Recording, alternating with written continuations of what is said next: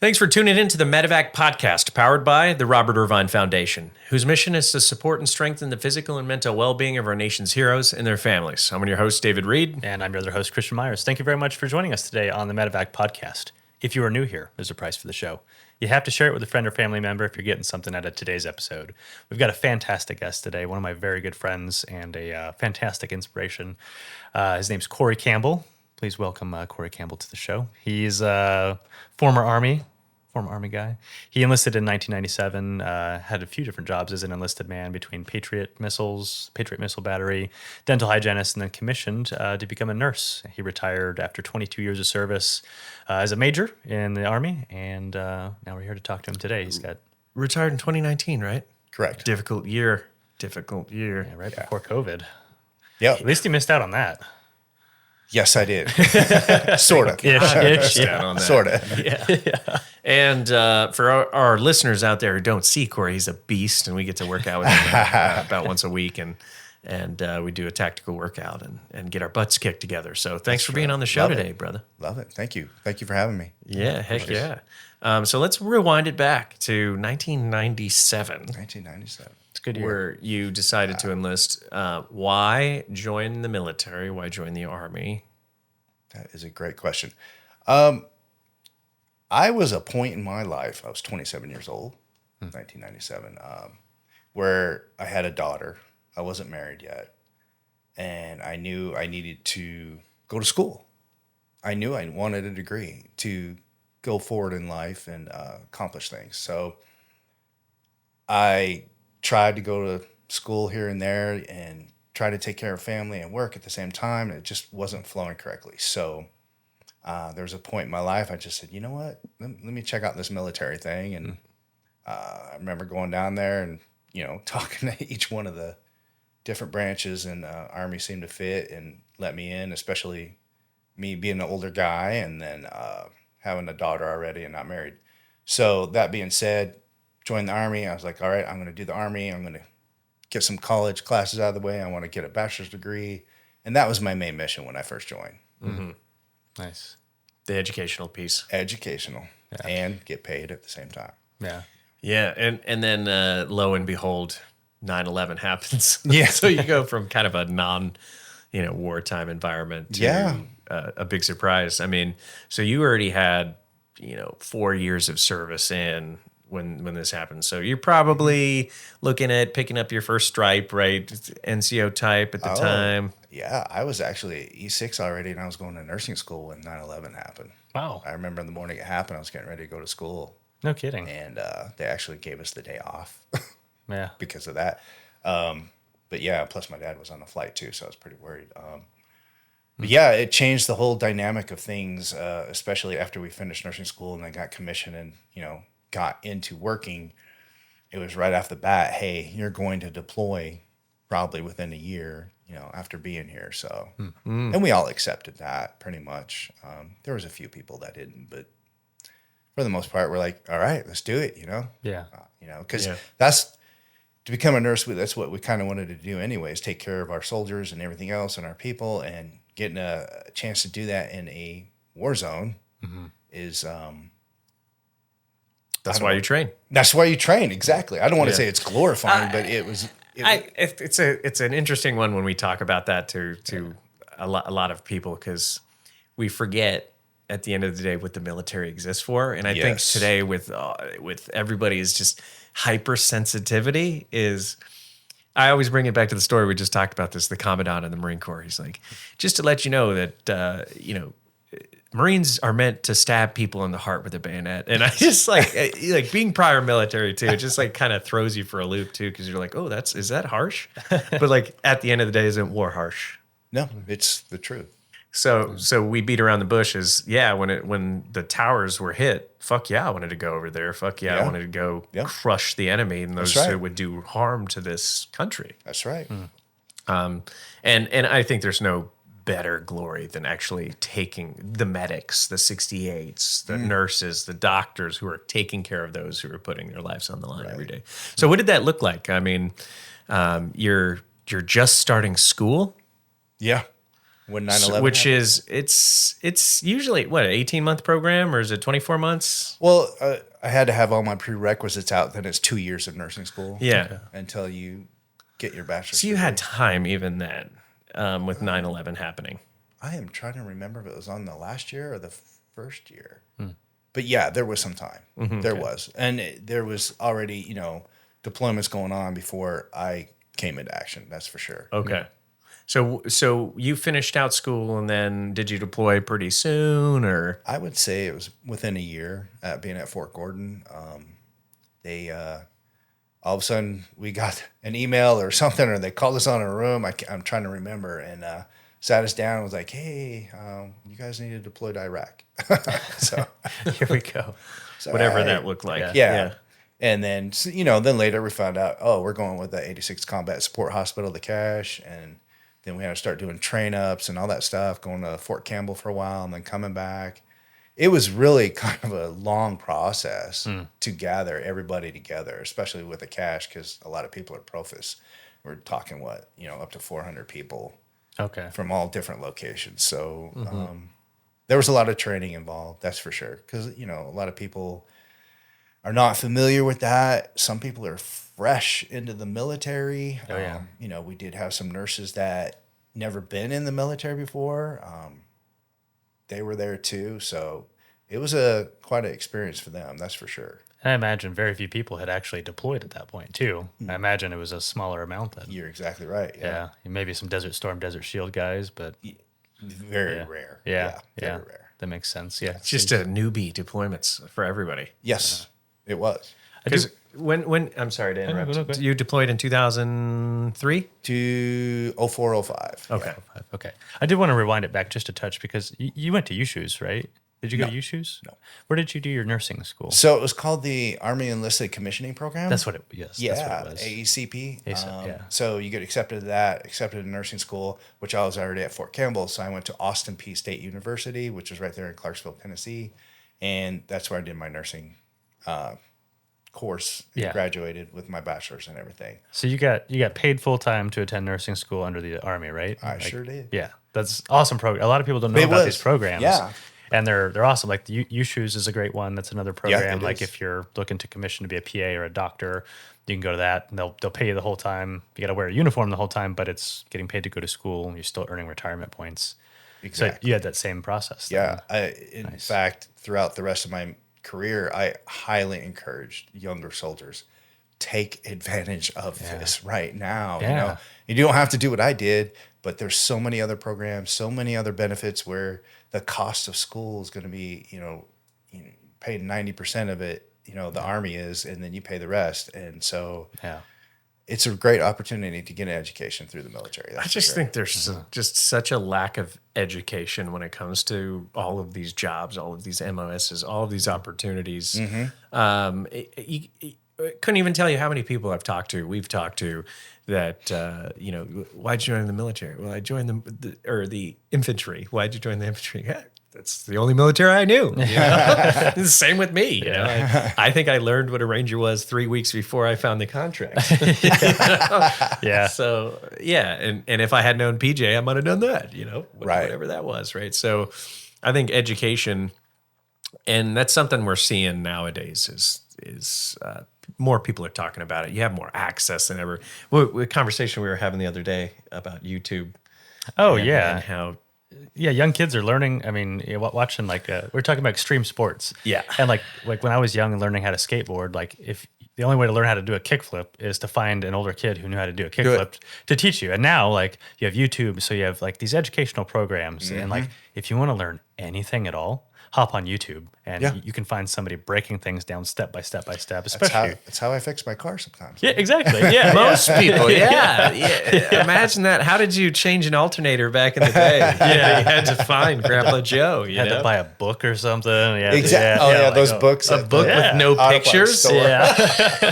Manual. Yeah. What's going on here? What is that? Yeah. Now you have like these AI 3D generated models. For. I was even thinking about it from just an educational perspective. We were talking about these extreme sports and how these kids are, like swimming, for instance. There is still records being made in swimming pools, which you'd think we would have figured that out a long time ago. But the small tweaks, the shave your legs and change your uniform and wear a cap, and these are goggles that'll help you be more dynamic in the water. And then all the videos, all the training, you could have 5, 6 of the best in the world get together and your kid attend at 3 years old now. Yeah. So we're getting better. And even in this educational perspective, these 3D models, like even biology, remember reading in a textbook? Oh, yeah. But now you could go and figure out these YouTube channels where they'll show you the integration and of how the neurotransmitters work on us, and it's crazy to think. Well, it actually, speaking of the AI generated or anything like that, or VR, a lot of education for surgeons now are developed into that, where they could practice surgery. Yeah. It's not perfect, but simulators. Really, the simulators. Exactly. Thank you. What about the pilots? Yeah.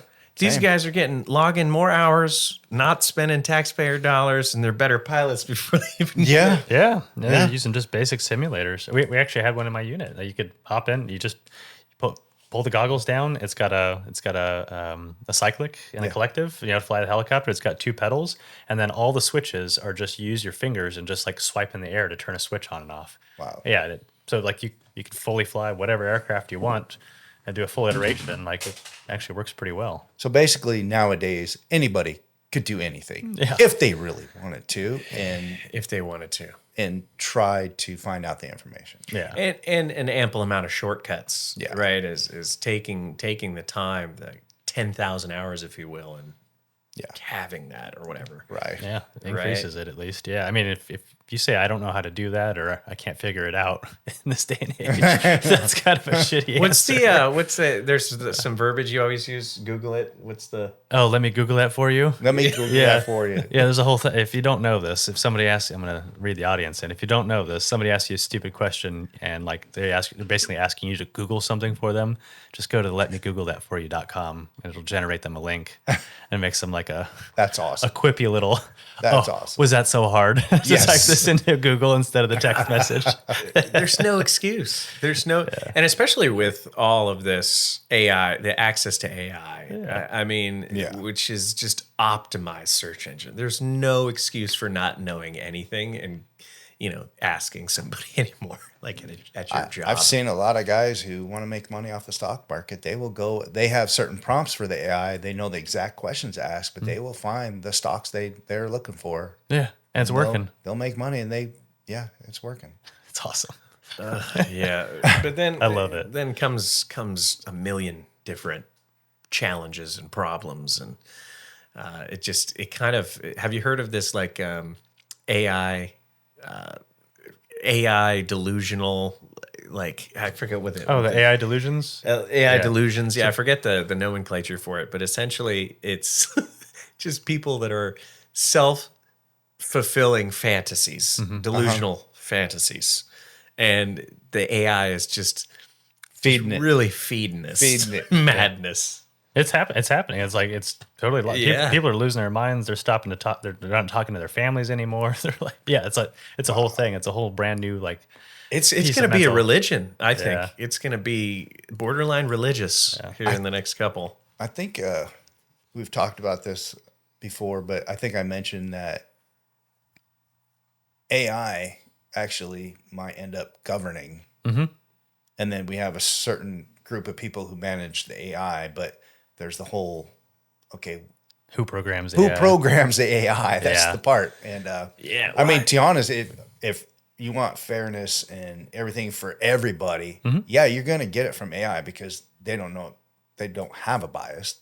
Yeah. Not they. AI doesn't have a bias. Yeah. So it's true. Yeah. Or, I mean, hopefully not. I mean, some of the AI does right now. That's true. I think it has the bias of the programmers. Exactly. It's always going to be a victim of that. Well, Google Gemini, there was a whole thing right when they released it. Somebody said, generate me a picture of Nazis, and it was like a whole DEI spread of Nazis to where like there was like like a Native American woman with purple hair, and there's like an obese person. Yeah, I heard about that. Yeah. Yeah. So it's like, this is not an accurate representation of what a Nazi looks like. It's a wokeified version of that, which, it just comes back to who programmed it. What iterations did they put in? They're like, well, you need to maximize diversity in everything that you're doing. Like, well, not everything that you're doing, because then it's not representatively accurate. Right. Then the question is where do you implement that? Yeah. And you need human deductive reasoning to apply that methodology, because it's not a single code that blankets everything. So Yeah. the moral dilemmas that we're going to face in the next few years. Very shortly. Right now. shortly. Well, yeah, it's happening right now. In fact, that's what I think. Everything that's happening right now is leading up to something, obviously, but we'll see what it turns out to be. Yeah. Anyways, we went off on an AI tangent. I love this. Yeah. I love that. Well, I think it's so interesting. it's just about the axis of education nowadays, and finding, the program that you go through. Who do you hear that from? And where do you find that information? Right. Yeah. Right. Do they have to know you, Corey? Do they have to, hear this podcast? Maybe. Right, maybe. There is actually several times where, we'll have people come up to us and be like, I didn't even know about that job. Thanks for letting us know, Yeah. We've actually had people enlist in specific job positions because they heard it on here. Wow. Which I never even knew that was a job in the military. And I looked it up. I'm like, I'm going to go do that. Wow. Yeah. Nice. Yeah, it's funny to see. Yeah, because I always fall back onto like, oh, Dave, why'd you join the infantry? And I just fall back onto the Starship Troopers. Do you remember that? Doing my scene? part. Oh, yeah, that's an awesome movie. Doing my part. Yeah, doing my part. the guy in the wheelchair, like, you're gonna love it, son. He's like, Yeah, no leg, no hand. yeah, nothing. But anyway, we digress. So kind of going back to the training with that, you're kind of finishing up in the early 2000s. You deploy to Iraq. Correct. And what does that deployment look like for you? I was 0405. I was in Baghdad at Ibn Sina Hospital, and it was eye-opening for sure, especially going to I don't want to call Baghdad a third world country, but compared to us, yes, they were, especially with what happened. Everything was already set up when I got there. They had the huge concrete walls and hex, those things set up all over the place. And I remember they just dropped us off, like not even close to the hospital. I had all these bags and my weapon and everything. I'm walking down Baghdad with all these bags and everything, hoping nobody shoots me because I don't know what's going on. Yeah. No one gave us a information about anything, so it was kind of eye opening for sure. But once I got there, it was changed again. Then you start seeing all the traumas left and right almost every day. That was a quite profound experience to see the damage of what things can do. It was also amazing to see what we could do medically to take care of people, soldiers, local nationals. We did a lot of surgeries and saved a lot of lives, which was our job. That's what it was. That's our main focus. But we also try to build a community there too with the locals. We had to, with our hospital, we had to have people clean and everything else too. So integrating with the local nationals and talking to them and then getting to know them, that was another culture shock too. Sure. I wouldn't say it was a shock because they're just different people. They grew up differently. I tried to set any judgment aside and, get to know who they were and what they do. And it was pretty interesting. Had a lot of neat encounters with a lot of people.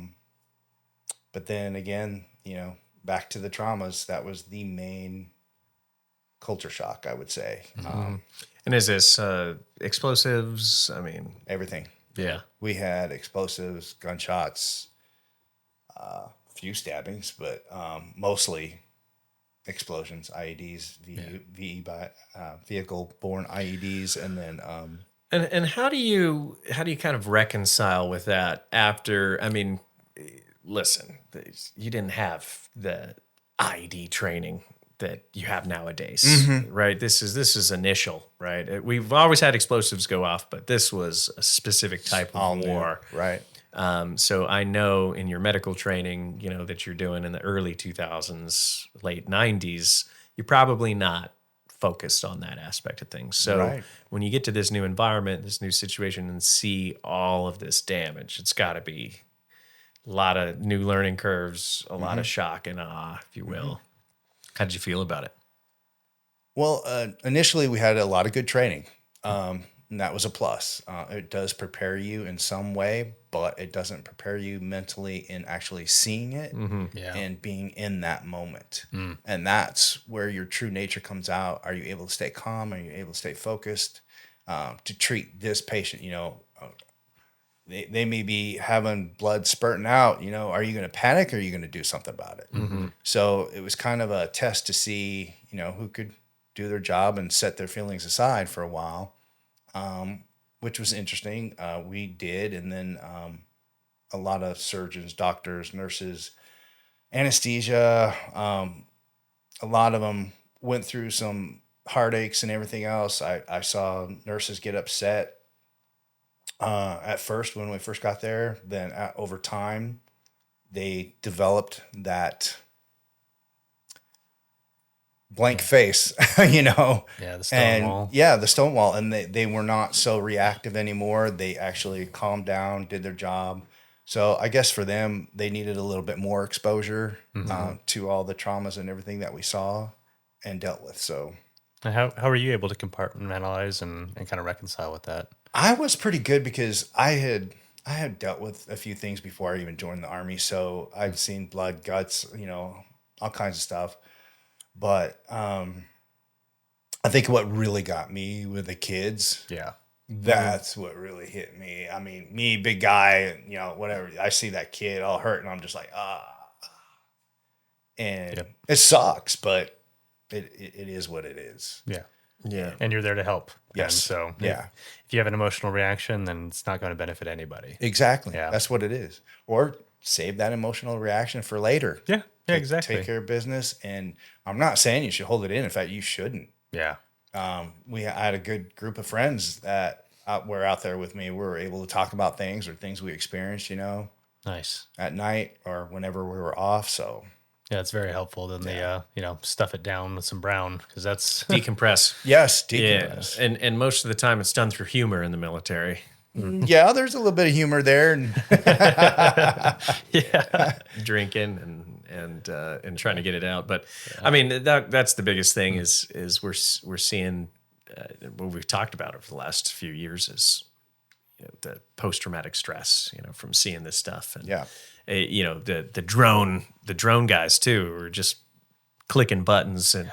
Well, yeah. Tanking dudes just left and right. I mean, if you sit back and think about it, it's like, I just wiped out all these people. Yeah. It's just like by going like we always kind of use this reference too, is like when you ever play that Call of Duty game, and you have the ISR and you're the gunship that you're controlling. It's like, imagine those are real. Yeah. Like, that's real. And 5 days a week. Doing that 5 days and going home to your family in the evening. It's like, right. Whew. And people could very easily say, no problem with it. But when you're sitting at night, when you don't have your friends and you don't have your drinks or your humor around, and you're like, there's people picking those people up right now. Yeah. That's what gets into your head. It's going to hit you. The imagination. And it will hit you. I don't care who you are. Yeah. And if it doesn't hit you, that's the thing I remember therapists years ago when I was doing the post-traumatic stress thing, they said, if it, I don't care what kind of operator you are, if it doesn't bother you, then that's where the real problem is. It's not a disorder to react negatively to seeing something so horrendous happen. Yep. It's the opposite. If you don't have this reaction, now we might think, you might be a sociopath. Might be something way worse wrong. So it's not the question of if you should deal with it. It's when and how. Yeah. To appropriately. And everybody's different, and that's totally understandable. And there's absolutely nothing wrong with venting, getting it off your chest, feeling it. Feel it. Yeah. Yeah. Just feel that stuff. Don't bury it. Don't hide it. But if you're going to feel it the way you want to do it, what you feel comfortable with, and just let it out if you need to. Well, actually, you do need to. Yeah. Yeah. Sound advice. Yeah. It is. So you're seeing a lot of these traumas. You're dealing with a lot of new things. A lot of people are learning who they are really during this whole thing. What is something that sticks out to you the most on that deployment? Maybe biggest life lesson learned. I would say with Iraq, it was we had such diversity with all these people from all over the place, and usually they're people you don't work with, and you had to get used to that. You had to get used to all the changes. It was changes left and right almost every day, and you had to do it. Or you got to a point where you knew what you needed to do, and you get so used to that, and anything that throws you off from that, it becomes, I don't want to say difficult to handle, but it becomes a challenge. But for Iraq, I would definitely say it was just those traumas. Yeah. That was the hugest culture shock to see all of that. I have seen enough, to last me probably 10 lifetimes. So Sure. When you got back, did you feel tested? Like you felt you were put through the gauntlet a little bit and found out who you were maybe a little bit more? So yes. Yeah. I did. I knew I could handle situations. I felt more confident. I remember coming back, we were like, oh, we're free. And went and bought a motorcycle. Yeah, that was a smart thing to do. Of course.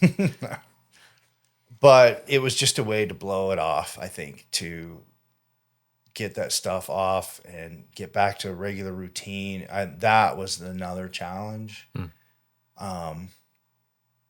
with Iraq and Afghanistan. But, coming back from being there for so long, you have to integrate back into civilian life. You really do. And that is very challenging as well. And you were gone for how long? 12 months in Iraq, 15 months in Afghanistan. Long ones. So just, those are difficult to integrate back to. And did you have frustration? Did you have irritability when you got back? Yeah. Incompetence probably, is another thing that just throws you off. Yeah. I wanted to kind of go back before we get into that piece to the diversity part, which I love. This is 2004, 2005, right. By the time you come back, and we talk about this melting pot, we talk about this diversity through service. I really like this subject because I think here in 2025, we're struggling with that over the last couple of years, especially. We're getting better, I think, a little. Yeah, last year or two. Yeah. But we went through this whole kind of de-diversification, if you will, right? We've had more separation than anything, especially after COVID. But in the military, when you sign that dotted line and you get issued that uniform, you are who you are, right? You are a part of something bigger than yourself, and it doesn't matter what your skin color is, what your religious background is. So I love that aspect of things. And when you said diversity, it is you're forced to not in America. It's easy. We're all a part of the same system. When you're going over to another country, you're embedded in a different culture. Yeah. So those principles are even more amplified. And so to work together is so important. Yeah. And that was like something that you noticed early on. Yeah. Yeah. That does tie into the diversity because, like I said, you're used to working with certain people, and then you go there and there's all these new people you have to work with. You don't know who they are. You don't know how they work. And then you have to learn all of that and, get used to it, or they like doing things a certain way, or they believe in this, they believe in that, and you don't. So you become more open, I would say. Well, you need to open up because if you don't, you're going to clash. Yeah. And you don't want to clash. You want everything to flow. So the best thing to do is just open up, understand, who you're working with, what their beliefs are. Cool. Right on. It doesn't mean you have to believe what they believe or do what they do or how they do things. That's a great point. That last part. It doesn't. You don't have to agree with them No, you don't. to get along with them. No.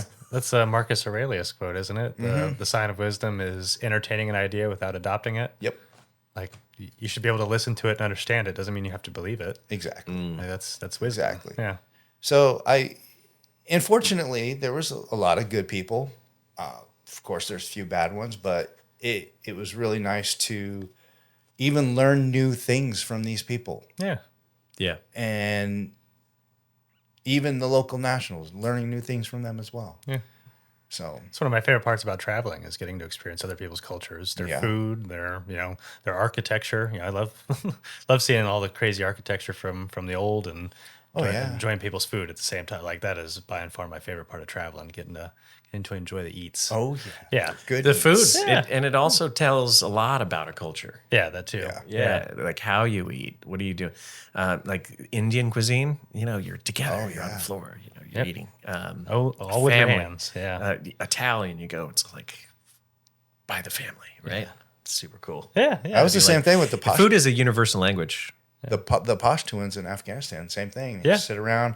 And in fact, we did a couple of meals with the locals there, the local sheriff, the local police.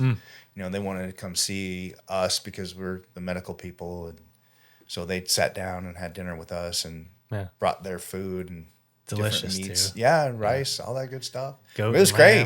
lamb. Yeah, the lamb. Oh, yeah. Yeah. Sitting down back to back. They all line up and you sit down with your back against someone else's and you share a meal. Yeah, I love Some that. naan bread. Oh, yeah. Yeah.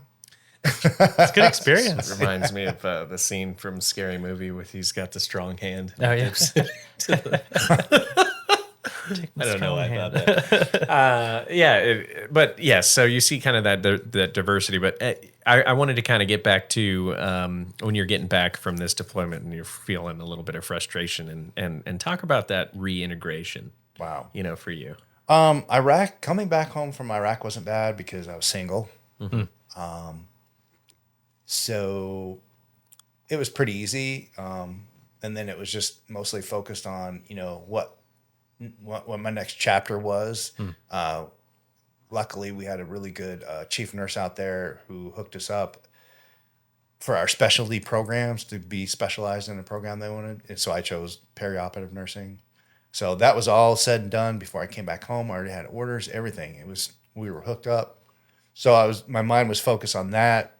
I have to actually come here from San Antonio and go to the perioperative course. And so I just went from that and just kept going, next challenge, and kept my mind focused on what I needed to do for me. I think that's what really helped. I wouldn't say I really buried anything because I still had friends and we did talk about the deployment and everything else, and then that just kind of like you settle down with that. And you start integrating, and then as long as you're focused and doing things for yourself, I think that's really important. That keeps you going and going and going, and be present instead of thinking about the past. Yeah. So It sounds like you were very constructive as an outlet instead of, a lot of people are destructive, right? They go inside themselves, they drink, they use substances, that type of thing. But if you're constructive, if you're putting that energy back out into something to do something for yourself. exactly. Yeah, it sounds like I mean, luckily I've always been a gym rat, so that too. that helps. Hitting the weights. Yeah. Got to do that. Yeah, that is the best therapy out there, I think. Definitely for me as well. Even after you get hit, you can't lift any weight at all. Yeah. And I'm sure you saw that too. Is like you go, you see a lot of these. If you could touch base on that, like you see a lot of the go getters, the hard chargers. They get injured, and you probably didn't deal too much with after stabilization. No, Yeah. not really. Ever curious about it? I mean, is there ever any cases that came up and you're just like, man, I wish I followed up? No, actually, what? I apologize. There is one guy. He's still on my Facebook. He was in Iraq. He got shot through and through the leg. He was a Marine, and I still follow him to this day. And I've seen him. I know he came home, got married. Now he's got kids, and I see the pictures with the kids and everything, and I think it's an awesome thing to see. Yeah. Knowing that, not me, but we helped him. Yeah. It could have been worse. So I think about the other guys, that were really bad, but came out, got to go home and everything. I do wonder how they're doing. Yeah. And I think that's something we should be better at, like tracking.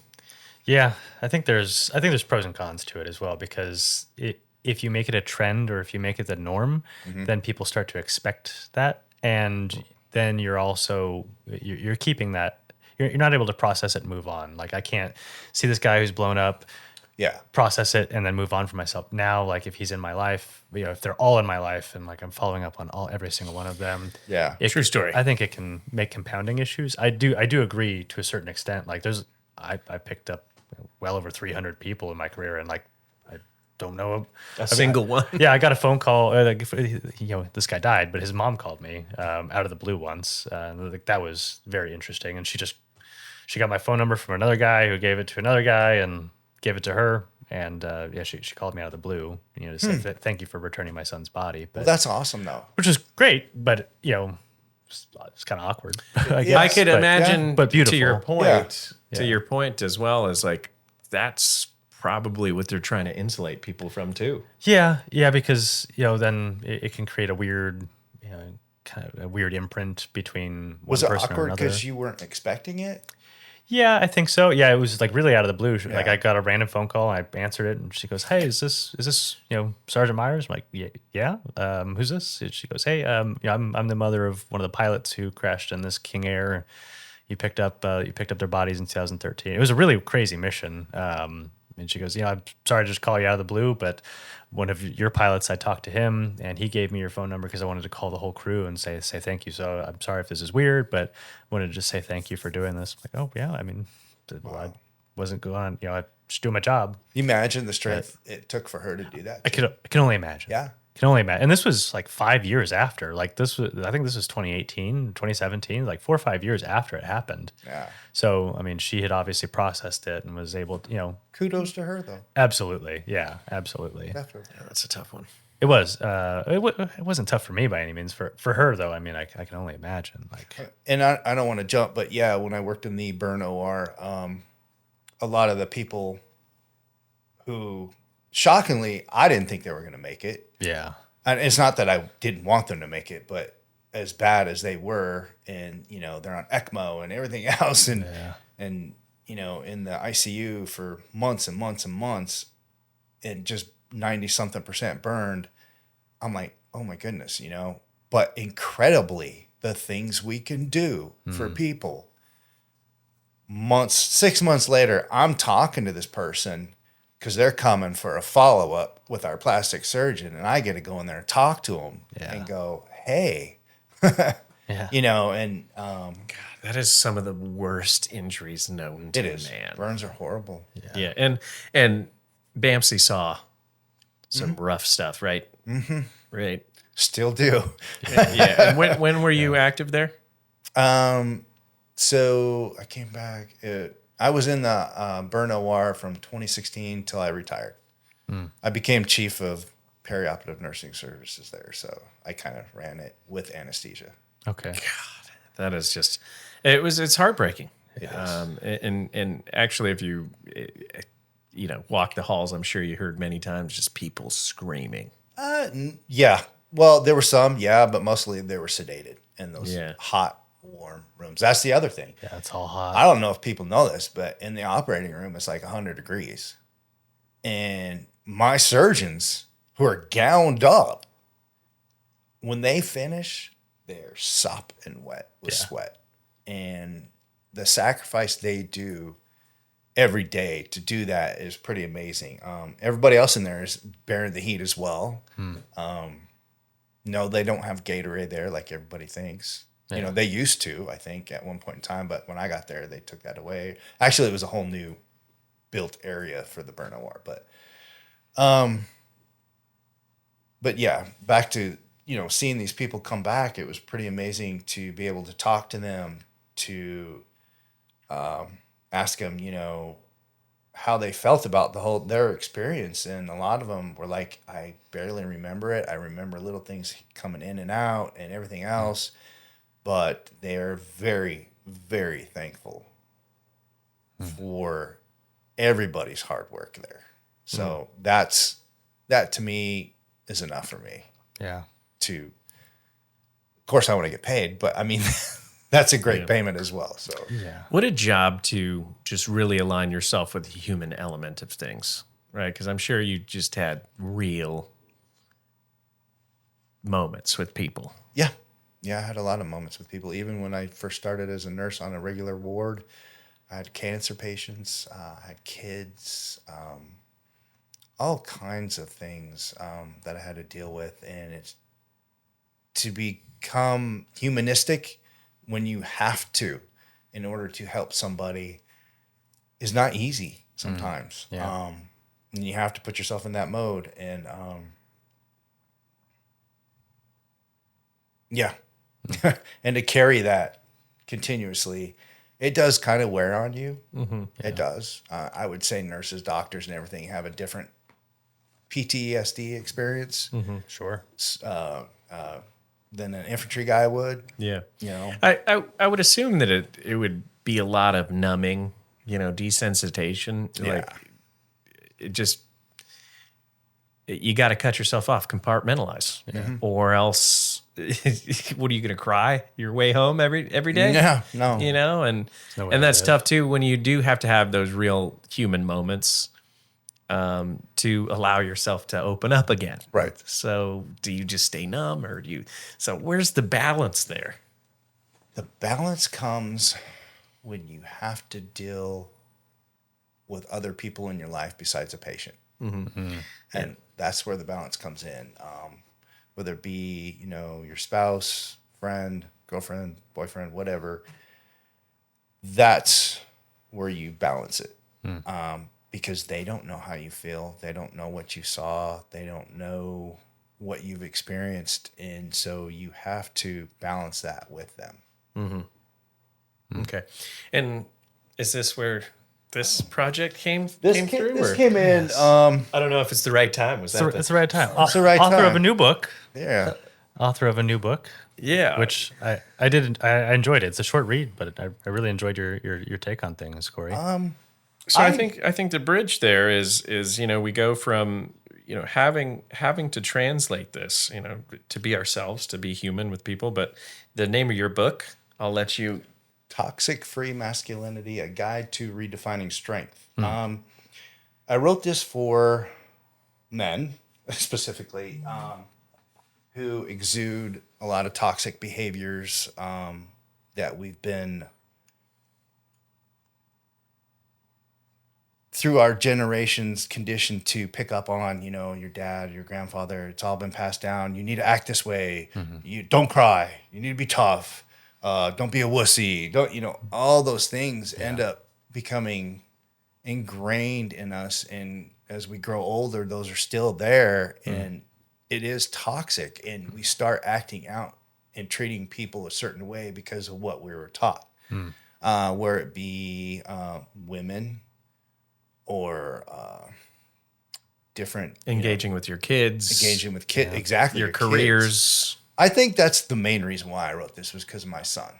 So I did ayahuasca at one point in time because I wanted to find out why I had, kind of bursting out issues. And I'm still working on it. I'm not going to lie. And doing the ayahuasca really opened up my eyes, not my eyes, but my soul to like, whoa, I saw my dad did his best with me, but then I saw certain things that were ingrained in me that made me react a certain way because of my upbringing. And I just started connecting dots, and like, becomes toxic later on in life. And I want these guys to be able to at least pick this up. I made it short, sweet, and simple to identify what toxic masculinity is. If they're doing it in their life, hey, what can I do about it? There's some resources, go to counseling, meditation, all kinds of stuff. And if I could just reach a couple of guys that's good enough for me. That's the reason why I wrote it. I just wanted to reach whoever I can to become a better man. Mm-hmm. What is really a man, Yeah. And what did you find in your research? I'm glad you asked that. A man is actually somebody who he is a protector. Mm. Of course, he's a provider too. But nowadays, a woman can be a provider too. And this is all new. We need to accept that, let that in. It's not a big deal. Yeah, sure. You go hunt, fish, all that stuff. And if you don't, that's okay too. Yeah. It doesn't mean you're less of a man. That's my point. It doesn't make you less of a man not doing these macho things. You don't need to be a macho man to be a man. A true man is somebody who watches over his people, leads by example, as we've been taught in the military. That's huge. Yeah. Mm-hmm. And leadership to me, because that's part of my master's degree, is servant leadership. What can I do for my people to make their lives better, to make my life better? Yeah. And it's like, what goes around comes around. So if I'm going to just be a jerk to these people, guess what I'm getting back in return? Yeah. The same thing with work environments too. I address that in my book that, I've been a part of it where you've made a joke. Well, now you look at it and you're like, I shouldn't be making these jokes, about women, about gay people, about, homosexuality or whatever. It's a tricky subject. It is tricky. It is, because I bet you there's other people out there that are like, well, why does a man need to protect nowadays?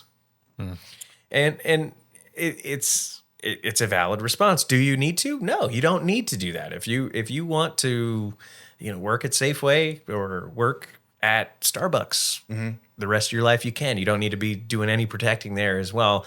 I think what's important is how to define a toxic-free, environment where you're not being negative towards your relationship, whatever it may be. Right. Yeah, intentionally negative, or if you are having a negative response, doing your best or doing your part to work on it and to address it appropriately, right? Exactly. And we kind of talked before the show, because I think this is applicable, is, we talk about, fathers or grandfathers. And like in my example, like my dad was raised by a man who was born in 1923. Mm-hmm. My grandpa was born in 1923, over 100 years ago now. And he was raised by a guy who was born in like 1880. They both worked in gold mines, and like my grandfather left school at 8 years old to work in a gold mine. Oh, the good old days. No, yeah, right. So talk about hard people with very little education, broad scopes education. Grew up in a very hard environment. They went to World War II, and then 20 years after that, then had my dad. So like he's got this crazy life of hard and abuse, and growing up in a very different environment. Mm-hmm. Literally was dealing with the whole like Louisiana Purchase thing. Yeah, right. You know what I mean? Like expanding to the west, like expanding these the are hard Oregon people. Trail, the gold rush, and they had to be hard people, right? Like they had to be then. Yeah. So they had to be. They had no choice. And now, like even our parents' age, right around that, I guess between 50 and 80 years old at this point, raised by hard people, and now times are changing a little bit. Things are modernized. We don't have to work in the gold mine so much anymore. Obviously, people are, but that's right. Like life does not mandate that you be that hard anymore. Like at a certain point, you had to be to survive, but this day and age, it's not necessary. Like you can pursue other things, and I think that might be part of what the evolution that we're seeing too. Is like it's okay to be softer now because society kind of allows it, and the comforts of our life also somewhat allow that. Like I can enjoy AC. I don't need to be upset about in World War II. But in World War II, there wasn't an option. No, what I mean? It wasn't. And that's a thing too. Is yes, you have this leniency, but there needs to be a definition. Redefinition of what that is. It can't be the gold rush anymore, right? I like that redefinition. Exactly right. But it needs to be healthy, and whatever relationship you're in needs to be complementary. So you could now it's not so much the male and female roles specifically. Maybe they could be mixed around. Maybe they could be, you could have, some really just hard charging females. You've seen some of these guys, the GI Janes of the world that are just would crush 9 out of 10 men, that are doing things. And where's Katie Hernandez? And exactly, where's Katie? Katie Hernandez is an example of this. Who's doing more capable than a lot of guys I know, and vice versa. And what's strange is a lot of men find that threatening. Sure. Yeah. Yeah. And that's toxic. So that Thank you. So that exactly. And that's redefining our old innate belief system. Mm-hmm. I think it's really melting away that and creating that more open environment, if anything. So is this a list of things you should follow? No, it's a list of things you should look out for. Most likely that you need to, that maybe is antiquated. And you need to update your database a little bit, right? Or a list of things to ponder too, right? Because, like we said at the beginning, this is a hard subject to talk about because it's so abstract. It's so abstract. It's so non-definitive. It's very fluid. Yeah, there's not a whole lot of structure to it. But it's things to think about. It's interesting that you said that. Of course, they had to be that way. Back then, they had to. There was no choice. Yeah, you die otherwise. But now you don't have to be that way. And I think my point is that a lot of men are so conditioned that they have to still be that way. Yeah. And I'm hoping to kind of click something in some other guy's mind and say, I don't have to be that way. I don't, Yeah, it's some sort of societal or self-judgment is leading to the feeling of that. Like, well, I have to go to the gym and lift weights, or I have to drive the muscle car, or whatever it is. Like, I have to do those things, but it's coming from societal judgment or self-judgment. And the same thing, like on the female side, like I have to wear makeup, or I have to look pretty. Well, a lot of guys don't care about that stuff. This is coming from the female side, where like men are going to apply the same judgment to men in this. Like, well, you don't have the cool job, or you didn't have the badass thing in the military, or X, Y, Z. Like, well, it's just societal judgment. And that's right. You got to step out of that. All those things don't make you a man. No, they truly don't. Your car, your clothes, your status, your name. It doesn't make you a man. What man comes from within here. I think it's an internal and external piece as well. Is if you're feeling a resentment, if you're feeling an objection or triggered, these are toxic responses that need to be ironed through. I think that there's certain job positions out there that require a strong masculinity, a strong femininity as well. Right. Of course, I think the military is a great example of that when it comes to like infantry work. If you're, actively in combat, you should have that list. You should be going to the gym. Yeah. You should be, wrestling around. You should be doing those really manly activities. Yeah. But you could do that in a toxic-free way. Oh, yeah, definitely. You could do that in a healthy way. Like, don't make an identity out of it. Make it, this is what I need to do my job. Yeah. And also, I'm just a big fan of like maybe not thinking so black and white. You know, there's I like to think of things as a gradation. It's on a scale. It's not just one or the other. It's what percentage are you? You know what I mean? Yeah. Yeah, it's true. Yeah, it's all kind of a sliding scale, and it's all kind of come to the middle. Yeah. And that's where you'll find peace. Yeah. Not over here, not over there. Yeah. Right in the middle. The old monk adage there. If you have happiness, there's sadness. Yeah.